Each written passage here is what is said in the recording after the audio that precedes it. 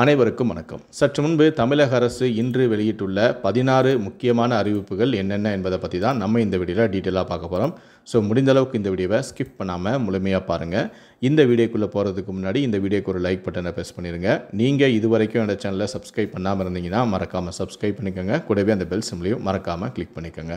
சரி, வாங்க இப்போ நாம் வீடியோக்குள்ளே போகலாம். முதல் அறிவிப்பு: 2025-26 கல்வியாண்டுக்கான பொதுத் தேர்வு கால அட்டவணை அக்டோபரில் வெளியிடப்படும் என பள்ளிக்கல்வித்துறை அமைச்சரான அன்பில் மகேஷ் தெரிவித்துள்ளார்.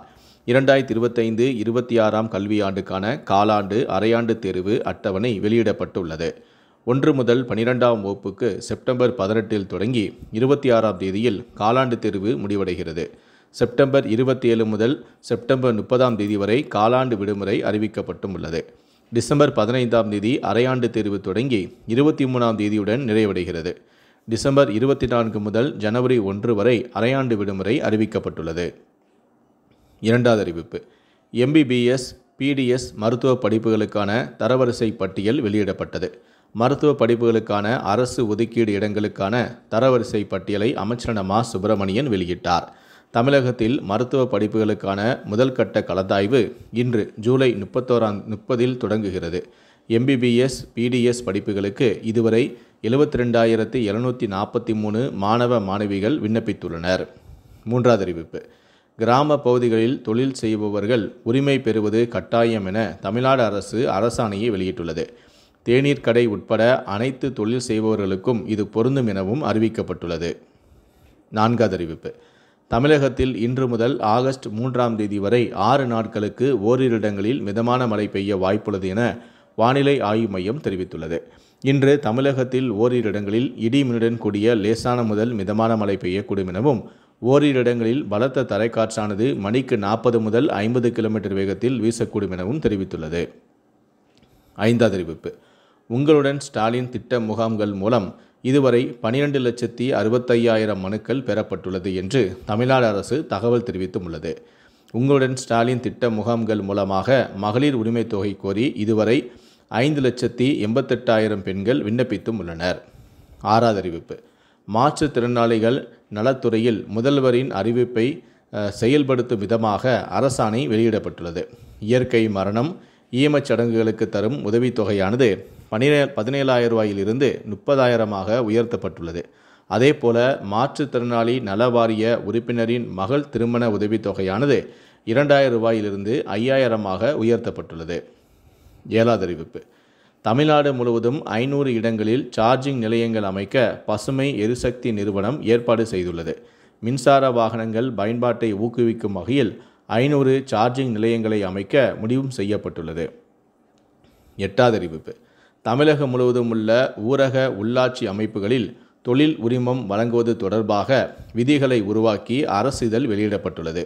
சிறு குறு மற்றும் நடுத்தர தொழில் நிறுவனங்கள், வணிக நிறுவனங்களின் குடோன்கள், டீ கடைகள், உணவகங்கள், தங்கும் இடங்கள், திருமண மண்டபங்கள், சிறு அரங்குகள், தனியார் நிறுத்தங்கள் மற்றும் தனியார் இறைச்சி கூடங்கள் என்று தனித்தனியாக கட்டணம் நிர்ணயம் செய்யப்பட்டுள்ளது.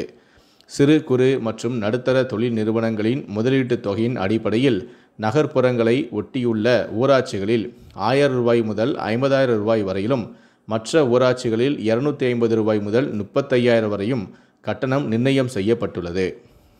ஒன்பதாவது அறிவிப்பு: பழவேற்காடு மீனவர்கள் இன்று கடலுக்கு செல்ல தடை விதித்து உத்தரவு பிறப்பிக்கப்பட்டுள்ளது. ஸ்ரீஹரிகோட்டாவிலிருந்து GSLV F-16 ராக்கெட் மூலம் விண்கலம் ஏவப்படுவதால் கடலுக்கு செல்ல தடை விதிக்கப்பட்டுள்ளது. ராக்கெட் ஏவப்படுவதால் பாதுகாப்பு கருதி இன்று திருவள்ளூர் மீனவர்கள் கடலுக்கு செல்ல தடை விதிக்கப்பட்டுள்ளது.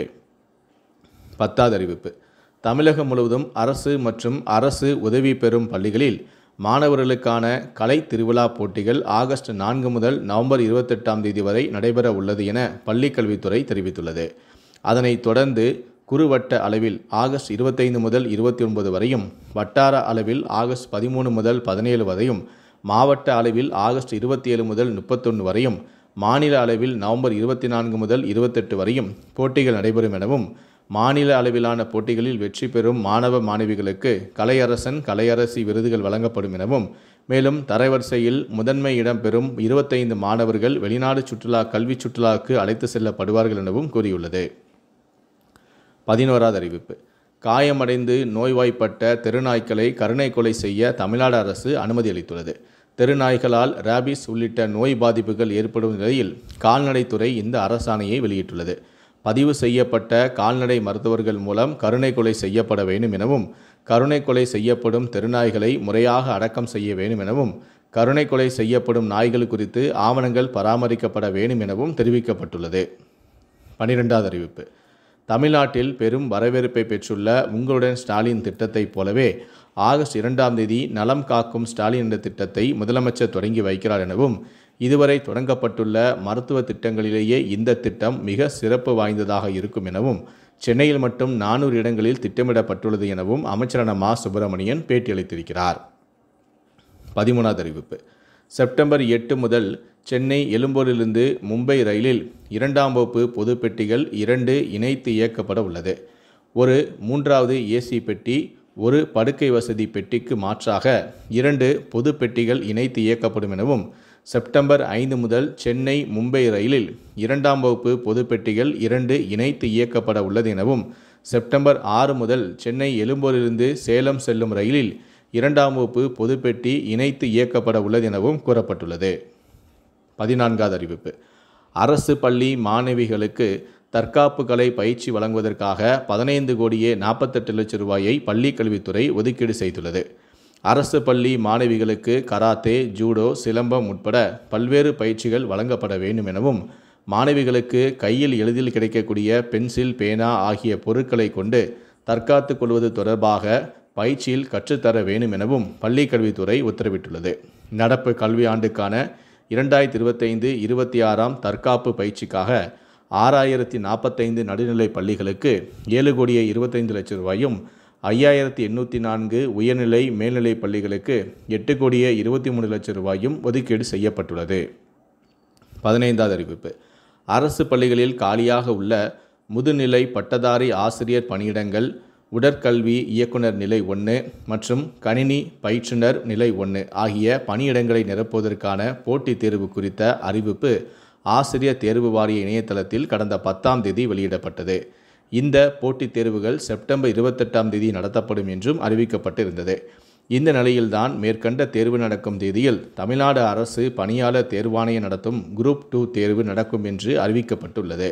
இதையடுத்து முதல்நிலை பட்டதாரி ஆசிரியர் பணியிடம் உள்ளிட்ட ஆசிரியர் தேர்வு வாரியம் நடத்தவுள்ள போட்டித் தேர்வுகள் அக்டோபர் 12ஆம் தேதி நடக்கும் எனவும் ஆசிரியர் தேர்வு வாரியம் அறிவிப்பு ஒன்றை வெளியிட்டுள்ளது. கடைசியாக 16வது அறிவிப்பு. 37 கோடி மொத்த பரிசு தொகையுடன் நடைபெறவுள்ள முதலமைச்சர் கோப்பை விளையாட்டுப் போட்டிகளுக்கு ஆகஸ்ட் 16ஆம் தேதி வரை cmtrophy.stat.in என்ற இணையதளங்களில் முன்பதிவு செய்யலாம் என தமிழ்நாடு விளையாட்டு மேம்பாட்டு ஆணையம் அறிவித்துள்ளது. 83 கோடியில் 5 பிரிவுகளில் ஆகஸ்ட் 22 முதல் நவம்பர் 12ஆம் தேதி வரை இந்த போட்டிகள் நடத்தப்படவும் உள்ளன. இந்த 16 அறிவிப்புகளை பற்றிய உங்களுடைய கருத்துக்கள் என்ன அப்படிங்கிறத கீழே இருக்கக்கூடிய கமெண்ட் செக்ஷனில் மறக்காமல் சொல்லுங்கள். முடிந்த அளவுக்கு இந்த வீடியோவை மற்றவங்களுக்கும் ஷேர் பண்ணுங்கள். மேலும் இது போன்ற பல வீடியோக்களை பார்க்கணும் அப்படின்னு நினச்சிங்கன்னா மறக்காமல் என்ன சொன்னீங்க சப்ஸ்கிரைப் பண்ணுங்கள். கூடவே அந்த பெல் சிம்பிளையும் மறக்காமல் கிளிக் பண்ணுங்கள். நன்றி, வணக்கம்.